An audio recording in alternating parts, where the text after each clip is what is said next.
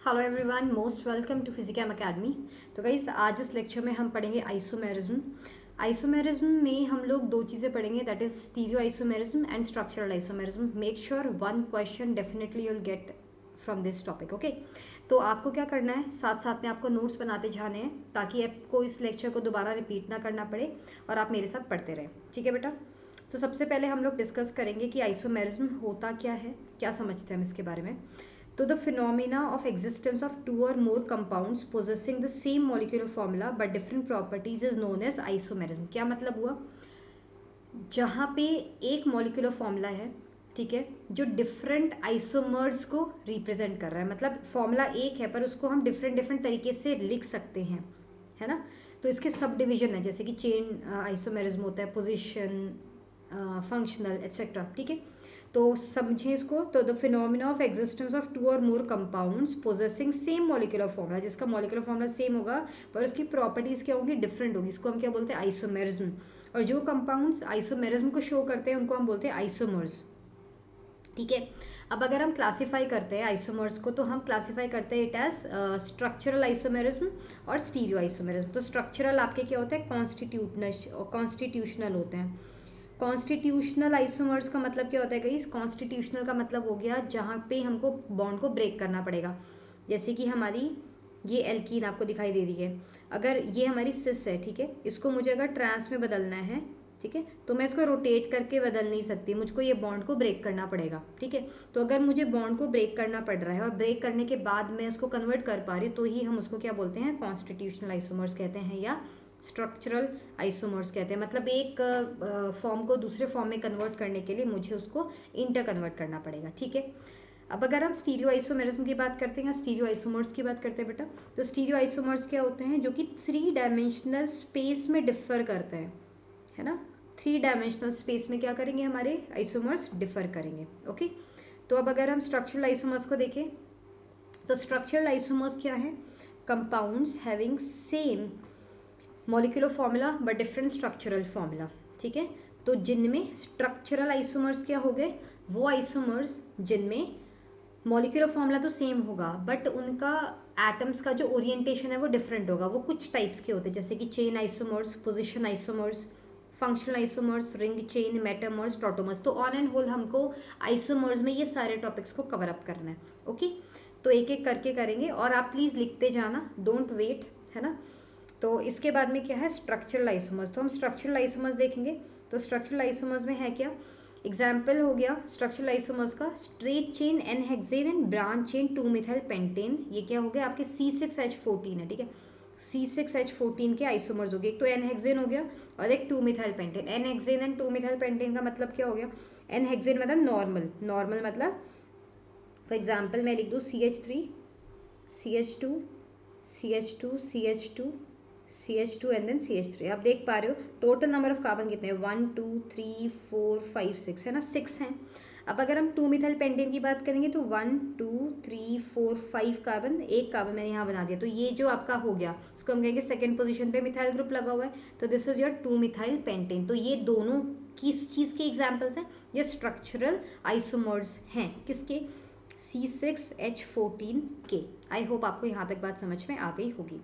अब हम आएंगे कि हमारे स्टीरियो आइसोमर्स क्या होते हैं। तो जैसे कि मैंने आपको बताया कि स्टीरियो आइसोमर्स क्या हैं, isomers that have the same molecular, same bonding sequence of atoms and group but differ from each other only in the way the atoms are oriented in space. मतलब अगर हम स्पेस की बात करते हैं तो स्पेशल ओरिएंटेशन कैसा होगा, है ना, स्पेशल ओरिएंटेशन कैसा होगा। तो isomers that have the same bonding sequence of atoms and groups but differ from each other only in the way their atoms are oriented in space. मतलब 3 डायमेंशनल स्पेस में किस तरीके से ओरिएंटेड है ना, जिसको हम RS करके पढ़ेंगे आगे जाके इन फ्यूचर। ठीक है, तो स्टीरियो आइसोमर्स की एग्जांपल देखते हैं। आप सिस ट्रांस भी कह सकते हो, जैसे एग्जांपल है सिस टू ब्यूटीन और trans to butene. Sis to butene का मतलब क्या हो गया, carbon carbon double bond carbon and ये कार्बन है, ठीक है, तो ब्यूटीन है ये 1 2 3 4, this is your cis to butene. अब अगर मैं ट्रांस टू ब्यूटीन लिखूंगी, आई एम सॉरी मैंने ट्रांस बना दिया ये वाला, एक मिनट रुको, ठीक है, ये बाय मिस्टेक, तो इसको ज़रा ठीक से लिख देते हैं।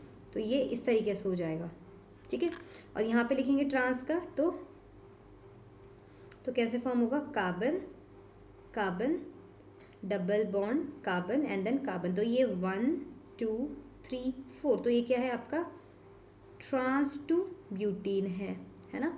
ब्यूट क्योंकि 4 कार्बन है, ईन क्योंकि डबल बॉन्ड वहाँ पे लगा हुआ है। तो ये दोनों एक दूसरे के क्या हो गए, स्टीरियो आइसोमर्स हो गए, क्योंकि एक सिस फॉर्म में एग्जिस्ट कर रहा है और एक ट्रांस फॉर्म में एग्जिस्ट कर रहा है।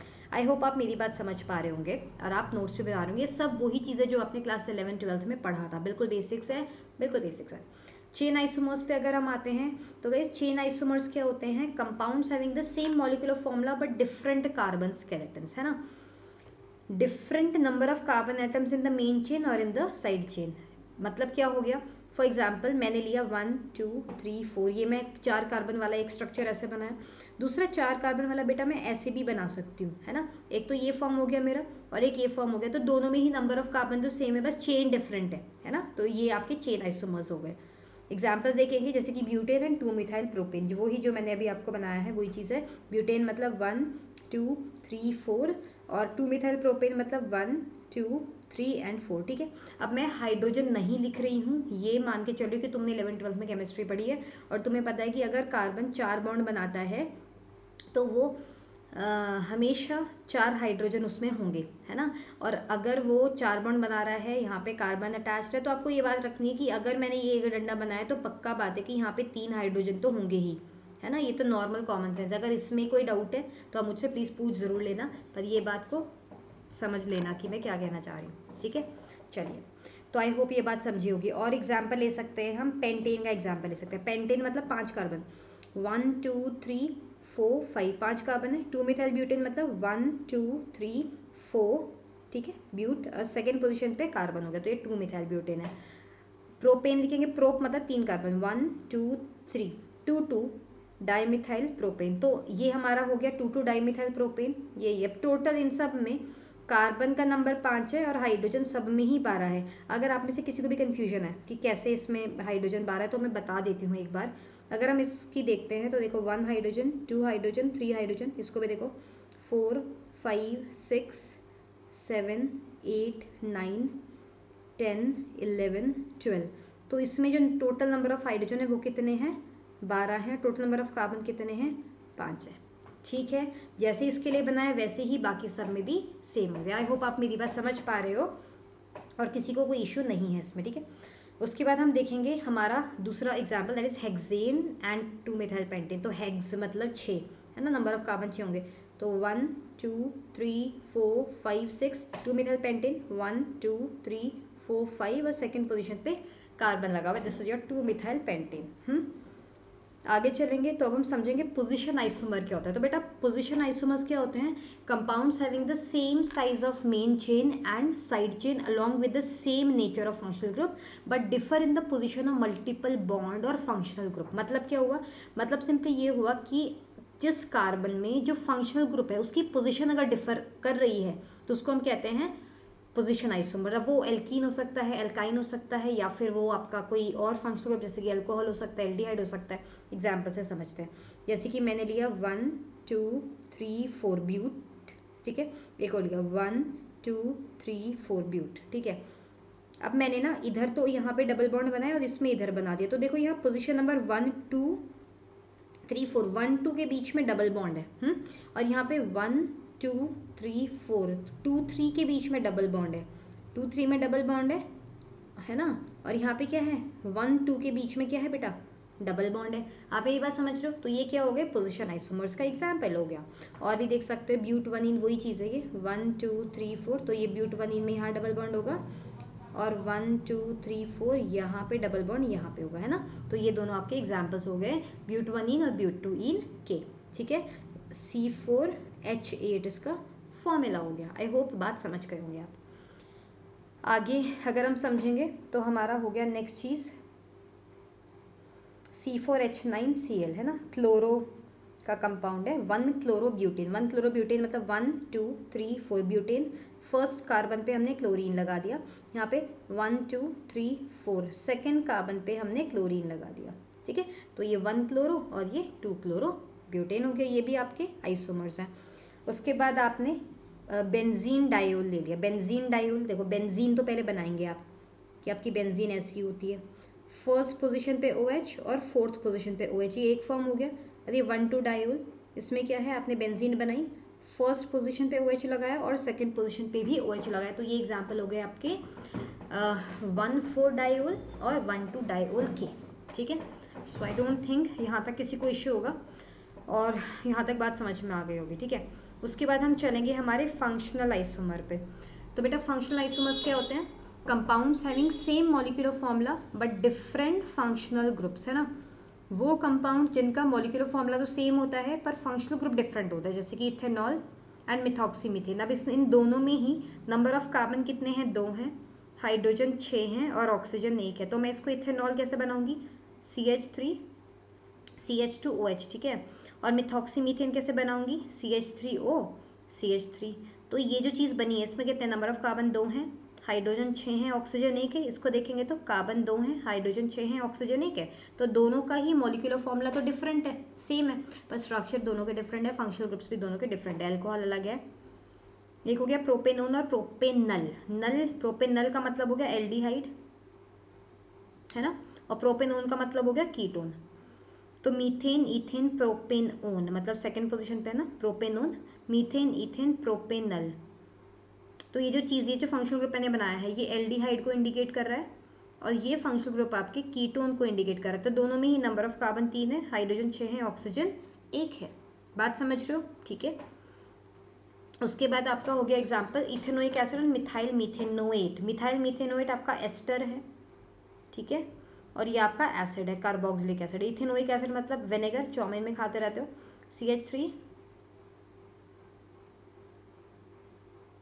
COOH, ठीक है। नंबर ऑफ कार्बन 2 है, हाइड्रोजन 4 है, ऑक्सीजन 2 है। अब मिथाइल मीथेनोएट का मतलब क्या हो गया? HC double bond O and then CH3। इसको देखो मिथाइल मीथेनोएट, तो नंबर ऑफ कार्बन कितने हैं? 2 हैं, हाइड्रोजन कितने हैं? 4 हैं, ऑक्सीजन कितने हैं? 2 हैं। तो ये जो आपका बना है this is your ester, sweet smelling substance, और जो ऊपर वाला है वो क्या है? This is your carboxylic acid. समझ रहे हो आप मेरी बात को? ठीक है, चलिए और एग्जाम्पल आप ले सकते हो प्रोपेनमीन, एन मिथाइल मीथेनमीन और NN डाइमिथाइल मीथेनमीन, ठीक है। तो इसको अगर हम देखेंगे तो this is another example propanamine 1 2 3, 3 carbon with NH2, है ना, this is your propanamine. N methyl ethanamine, ethanamine का मतलब क्या हो गया? N बनाओगे, हाइड्रोजन लगाओगे, एक जगह पे इथेन CH2 CH3 और एक जगह पे मिथाइल, तो ये हो गया आपका N मिथाइल इथेनमीन। दूसरा नाइट्रोजन बनाओगे, NN डाइमिथाइल, मतलब N पे एक CH3 आएगा, N पे एक और CH3 आएगा, मीथेनमीन मतलब एक और CH3 आएगा, बस ये बन गया आपका। तो तीनों में ही अगर आप देखो कॉमन चीज़ क्या है? नंबर ऑफ कार्बन 3 है, नंबर ऑफ हाइड्रोजन 9 है और नंबर ऑफ नाइट्रोजन 1 है। तो ये किसका एग्जाम्पल हो गया? ये हो गया आपका पोजिशन आइसोमर्स का, है ना। और एग्जाम्पल बेंजाइल अल्कोहल ले सकते हो। बेंजाइल पहले तो पता होना चाहिए स्ट्रक्चर क्या है बेंजाइल का। This is your benzyl alcohol, ये सब बेसिक्स हैं और definitely you will get question from मेरा। 2 मिथाइल प्रोपेनोल, मतलब आपने बेंजीन बनाया, उस पर OH बनाया और यहाँ पे CH3 बनाया, तो ये हो गया आपका 2 मिथाइल प्रोपेनोल। तो दोनों में ही नंबर ऑफ कार्बन आप गिन सकते हो कितने हैं? 7 है। कैसे गिन रहे हैं हम? 1 2 3 4 5 6 7, है ना, कार्बन 7 है। हाइड्रोजन कितने हैं? 8 हैं, 3 4 5 6 7 8 हैं, और ऑक्सीजन कितना है? 1 है, ऑक्सीजन 1 है, तो C7H8O, ठीक है। तो ये हमारा रहता है मामला। आई होप किसी को इशू नहीं होगा। अब हम चलेंगे आगे, that is ring chain isomerism पे, ठीक है। रिंग चेन आइसोमेरिज्म क्या है? ये भी बहुत इंपॉर्टेंट बात है। रिंग चेन आइसोमेरिज्म में हमको क्या समझना होगा? One isomer has a ring and the other has aliphatic carbon, ठीक है।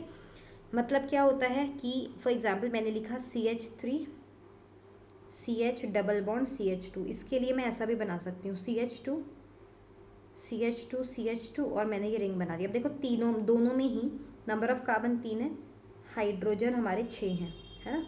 तो दिस इज 3 कार्बन और हाइड्रोजन 6, और यहाँ पे भी सेम है, तो यहाँ पे क्या एक डबल बॉन्ड आया, ये एक स्ट्रेट चेन है, और ये वाला क्या है? ये आपका एक रिंग है ना, एक साइक्लिक रिंग बन गई। तो हम ये कहना चाह रहे हैं अगर हम रिंग चेन आइसोमर्स की बात करते हैं तो one isomer has a ring and the other has aliphatic chain. ठीक है, एक आइसोमर में तो रिंग होगा और दूसरे में क्या होगा आपका एलिफेटिक चेन होगा। So ring chain isomers are functional isomers. Is that clear? ये आपके क्या होते हैं? फंक्शनल आइसोमर्स होते हैं। आई होप मेरी बात समझ पा रहे हो? ठीक है, चलिए एग्जाम्पल देते हैं अब हम आपको। प्रोपीन वही चीज़ है ना,